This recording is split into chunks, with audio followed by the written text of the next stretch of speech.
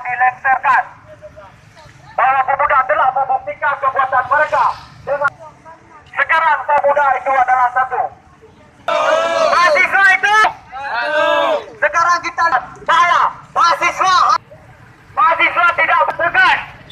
Hari sekali mereka untuk melayani dan mengayomi masyarakat. Itulah Sumpah Pemuda damai yang bertepatan dengan Hari Sumpah Pemuda.